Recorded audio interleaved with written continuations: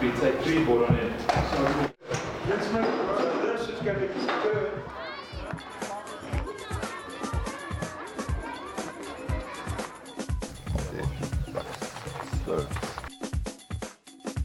I think 206 million, it could be enough because it's plenty money to build more than 2,400 RDP houses.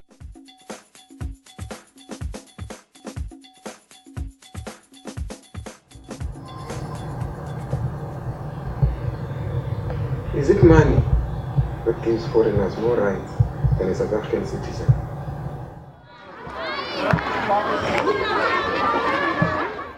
What kind of basic education doesn't have books? Understand your country, don't lose it. The concept of understand your country or lose it, it's actually something Peter Bruce reworded from a slightly different version that I had 6 odd months ago. I think ours was understand your country or fail it, and he sort of improved on it with just that little touch. He has a way of doing that. The point of it is that if you don't inform yourself about the reality of what's happening in South Africa, if you don't take it upon yourself as your own responsibility to know what's going on from a credible source, a source that is without hype, a source that's not trying to entertain you for the sake of it, somebody that's got heart for South Africa, like Business Day, in fact only Business Day for what I can think of off the top of my head. If you don't take that responsibility, you let yourself down and you let the rest of the country down. We wanted to get away from the kind of ads that business newspapers or business publications have traditionally done in South Africa, which is to promise great wealth if you become a reader of either Business Day or whatever it might be.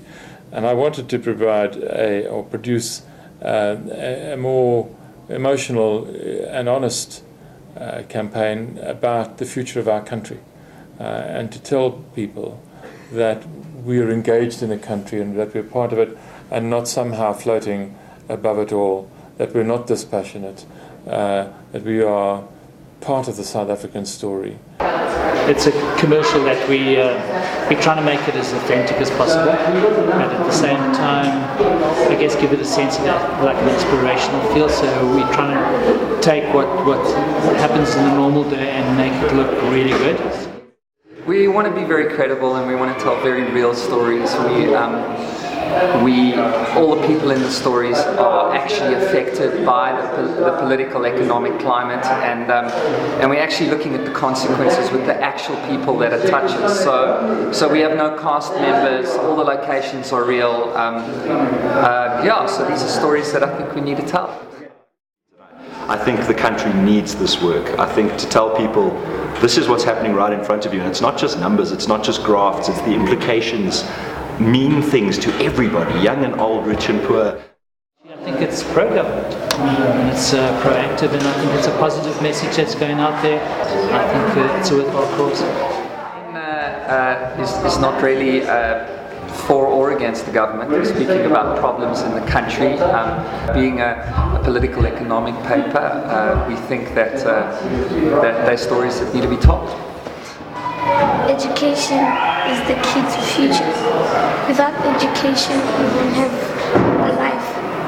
If you can write and read, just won't have a life. The best reaction is simply to get people talking, to get South Africans talking. We do that very well. The more we talk about things, the better we are. And these adverts are designed to stimulate debate. Some people will see it as an attack on the government, which it absolutely isn't. Other people will see it as an attack, some of them as an attack on rich people, which it absolutely isn't. It's about the big problem that we've got in South Africa. We've got too many people with no hope and no money, no collateral, no chance ever of getting anything. And around them flies so much wealth. It creates a potential danger for us all. And I want people to be aware of that and to talk about it. Understand your country, or you will lose it.